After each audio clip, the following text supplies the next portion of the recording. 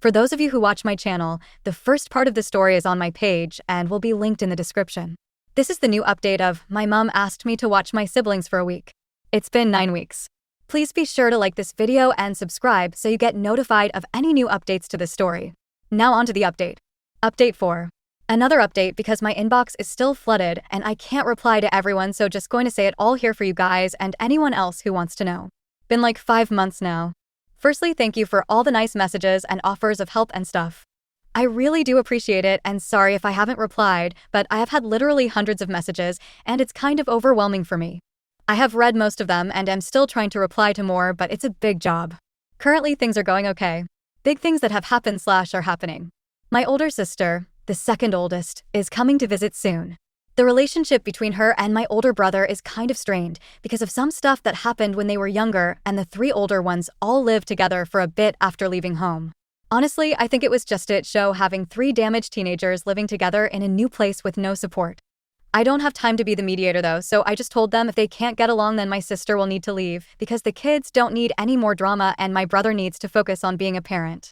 She's coming because she wants to, and she said she won't cause any drama, she just wants to help. We'll see how it goes anyway, but I'm low-key dreading it. Last time I saw the sister was years ago though, so I'm trying to not think she's going to be the same as she was when she was a teenager. We have started planning to move to Washington State. My brother is desperate to get out of our town and not have to worry about our parents showing up. He gets a lot of anxiety about it. He doesn't like me being at home without him being here. His job will help him move over there, and he has been set on it for a while now. We will be able to transfer over there even with the kids being on kinship care, which is basically the only thing I was worried about. But that's confirmed we will be fine to do it, so now I'm on board with it. Won't be anytime soon, but hopefully end of the year we can move. Financially, we are doing pretty good. We have the kinship money, mine and my brother's wages, and my older sisters have been sending money consistently. My brother is good with money and we are able to save some.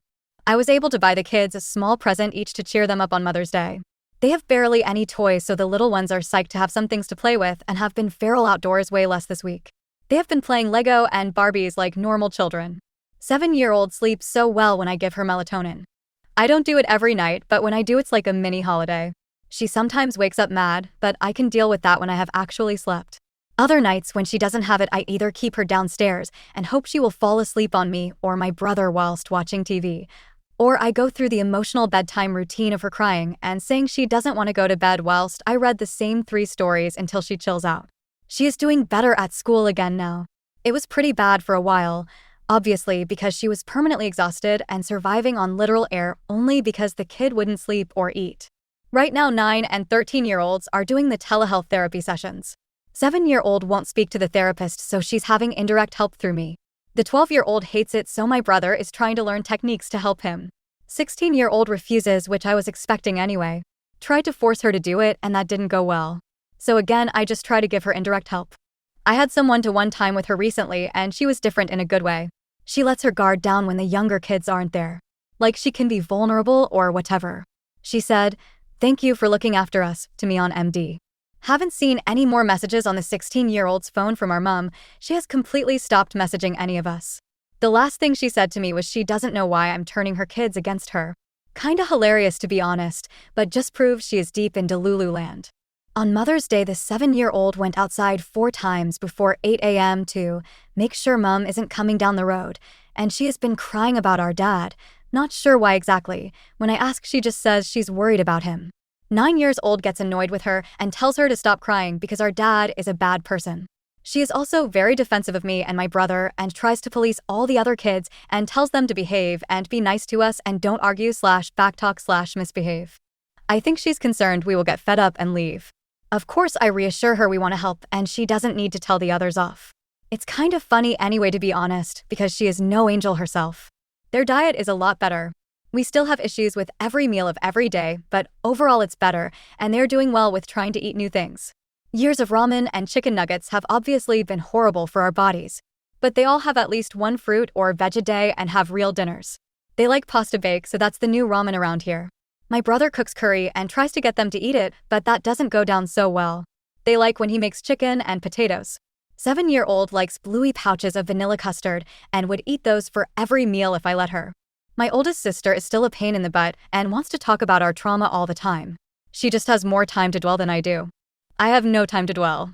I asked her to please not message me unless it's positive or helpful. Her reply showed she really is just jealous that I am giving all my time and energy to the kids, but I really don't have it in me to look after an adult's emotional needs as well. She sees me as her kid, and she wants to see me but doesn't want to see the younger ones. Like, she asked me to come visit and leave them with my brother for a few days. I'm not going to leave insecure kids who are permanently stressed that I will leave for good. Imagine how stressed they would be the whole time. She also thinks I am babying them, but I'm just treating them like children. Mostly it's just annoying that she is like this, but it's also partly upsetting because, to be honest, there is nothing I would love more than for her to meet and love the 7-year-old. For me, it would be like my mom meeting my child. Because my oldest sister raised me when I was really young, and 7-year-old is the only one of the kids I have fully raised since she was a tiny baby, and my mom told me she didn't want her. Anyway, I am trying not to get too caught up in everything with my older sister because I have enough going on with all the kids. My grandma is still at my aunt's house and very unhelpful. But she's not bothering me much, so that's ideal. She mentioned wanting my cousin to move in here because he got kicked out by his girlfriend and has nowhere to live. But F that, for real, he's a creep and a drug addict, so no way is that happening. Over my dead body. Okay, this has taken me like 3 days to finish writing, and I have probably forgotten some stuff, but really just wanted to say thanks for the support, and I'm not ignoring my messages, I just am busy and overwhelmed. Update on my sister visiting. My sister, the second oldest here visiting, she's 23. She is here right now and has been here now for a few days. When she first got here, I arranged with her to arrive in the evening after the younger kids go to bed because I thought it would be a bit much and knew she would be emotional. She was shaking when she arrived, so definitely the right call because the little kids would have been freaked out. The first evening I was like, hell, this is not gonna be good because she was a serious wreck and wasn't sure she could stay. But then she slept on it and woke up way better and wasn't too emotional except at meeting the younger ones since she hasn't seen them in so many years. Since then, things have been good. Honestly, it has been better than I thought, and I feel kind of bad for dreading it so much. She is obviously different from her teenage self. She's never been really maternal or anything, and in my head that was a bad thing, but it's actually good BC she's hanging out with the kids as a sister, not a third parent figure. The 16-year-old is very similar in personality to her, so she has enjoyed having her here and having an adult to talk to who isn't me or Matt. The 13-year-old is clingy AF recently, and having my sister here means she has clung to her instead of me all the time. 12-year-old is not impressed about having another girl in the house and says she stinks of perfume, yeah. The 9-year-old wants to know why she's here and when she's leaving and if she's going to visit again, but when she isn't worrying, she is having fun getting my sister to do different hairstyles for her. And 7-year-old only has eyes for me and is totally psyched when all the others are hanging out with big sis so she can have me to herself. She did ask my sister to let her out of timeout and was best buddies with her for 10 minutes until she got over being annoyed with me. I got some time with my sister alone, which has been nice to properly speak to her and get her opinion on some stuff and have her clear up things that happened with my dad. She definitely has a lot of issues still, but she is doing good for herself and pretty happy and isn't spiraling like our oldest sister. She pretty much said the oldest sister has a lot of guilt issues for leaving and was expecting me to move in with her at 16, so is struggling a lot that I didn't and don't get how I was able to stay when she couldn't. Pretty sad hearing it, to be honest, and I will definitely talk to my oldest sister again and try to help her, but I don't want to get sucked into being her therapist. Matt has got along with her fine too, but they aren't besties, but they seem like they have put their issues aside and can handle being around each other, which they definitely couldn't do a couple years back. I don't know why exactly, but seems like Matt and oldest sis had guilt issues and my other sister didn't. She has always been self-centered, but to be honest, it seems like that might be a good thing for her sake. And they had a lot of arguments about what they should and shouldn't be doing when they left. I think essentially middle sis was having too much fun and enjoying her life too much for the other two to handle because they didn't think she gave it about the rest of us. Which she probably didn't, but that's good for her, I guess. Anyway, she is staying for the week, I think, since it's going pretty well. Other things. My nan is still winding me the F up all the time. She whines at me daily about wanting my cousin to come live here, and she threatens to kick us out all the time, even though she told our caseworker we can live here as long as we need. Try not to waste my energy getting pissed off at her because my patience is running thin as it is, but she is so annoying and so angry because she's offended that I told her she's a poop parent and grandparent. My mom may have found my dad. I only suspect it because she has been messaging me demanding photos of my 12-year-old brother, and chances are she just wants to show my dad that he looks like him. She only gives a crap about her kids when she's trying to use them to make our dad love her. I told her to go F herself because I'm not sending her any photos. Like, get an effing grip. If you don't already have photos of your own child on your phone, that's a you problem. She has been an a-hole to him his entire life anyway. If dad leaves soon after you're born or whilst she's still pregnant with you, you're in her bad books for life. 22, me, 16, 12, and 7 were all in the bad books before we could hold our own heads up. And the oldest two are in the bad books for not being quiet about him abusing them and letting it continue so my mom could live her dream of having my dad at home. Also should mention my dad has other kids. I don't know how many and I have never met them, but he has mentioned them before and I thought they may have been made up, but my sister said one of them contacted her ages ago, so they definitely exist. The 7-year-old has been calling me mummy. I have mixed feelings about it. I feel bad that this little kid has to resort to calling a 20-year-old mess mummy. It has made it feel a lot more real, like damn, I really am all these kids have at this point. I know my mom would never sort herself out, but deep down I guess I felt like I'm the temporary guardian, and now I fully realized no one is coming to take over at any point. I knew that, but I don't know if it had clicked until a few days of the teeny monster calling me mummy. I'm happy that she has someone she can call mummy though. She wouldn't have that in foster care, so that makes me feel better. It would be really effing sad if she had no one to call mummy at 7 years old. The 9-year-old has been a bit upset about it because I think she wants to call me it as well, but it feels a bit uncomfortable for her. She keeps crying saying she wants me to be her mum too, but I'm not her mum and she doesn't know what to do. Of course I have told her she can call me what she wants, and it won't change the fact I will look after her and be there for her the same either way. I am kind of worried 7-year-old is going to start calling Matt dad because she is deep in her wanting a dad era and desperate for a dad. Talks about it a lot and asks about having a dad daily, which triggers the other kids who hate our dad. So I don't know if it will go down well if she starts calling him dad. And I feel like it will be weird for her to refer to us both like that when we are siblings. But I don't want to tell her she can't either. She hasn't done it yet, but I can see her edging towards it. She asked me if I was going to marry Matt so he could be the dad. And he is so good with her. I heard him singing to her the other night. So of course she's in love. With 16-year-old I have found it easier if Matt does all the tough parenting crap and I act like I'm on her side kind of. Of course he knows I'm not really, but she doesn't want me parenting her, so instead of trying to force it on her, I'm trying to be more like just a sibling and he is the bad guy. It doesn't work out perfectly and I still get pissed off at her, but mostly only when she does something to interfere with me parenting the other four.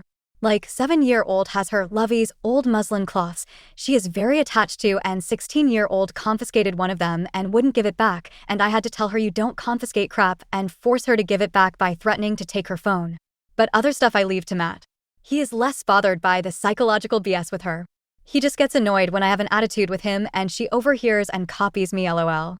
It's been a lot of trial and error figuring out how to deal with everyone because like 13-year-old is my shadow and does not react well to Matt disciplining her at all, but is fine if I do it. And 12 years old is one extreme or the other. Would tell me to F off but would cry when Matt tells him off for it.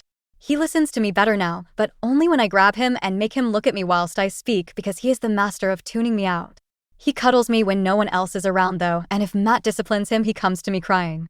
9-year-old is a perfect angel until she isn't and decides to have a 30-minute battle with us because she doesn't want to brush her teeth for no actual reason. She kind of reminds me of myself as a kid trying to keep it all together all the time, but she is safe enough to then let it all out in a meltdown. Mostly she's pretty easy because she's reasonable, but sometimes she does go full demonic and tests our patience. To everyone messaging me saying 7-year-old sounds autistic, she's not. I've discussed it with the doctor and the therapist. She's got anxiety and abandonment issues and is very stressed in general, which is why she can't let herself lose control and fall asleep. But she was not like this before my mom left at all. She used to sleep fine. All of them struggle with food BC. They have been eating ramen their whole lives, but it's harder to get 7 years old to eat better. The older ones I can explain it a bit better that they need the nutrition and they will try and eat more. But she doesn't give AF about nutrition. And she's crazy attached to me because she thinks I will leave, obviously. She has tabs on me constantly. But in theory that should all pass with time and reassurance. Matt has been really good at not being like our parents were with us. He walks away a lot when he gets pissed off because he doesn't want to react badly to the kids. He hasn't smacked anyone since our big argument about it, which to be honest is impressive considering how it was for us as kids. He literally has scars from my dad's beatings and my mom has broken multiple bones on a few different kids.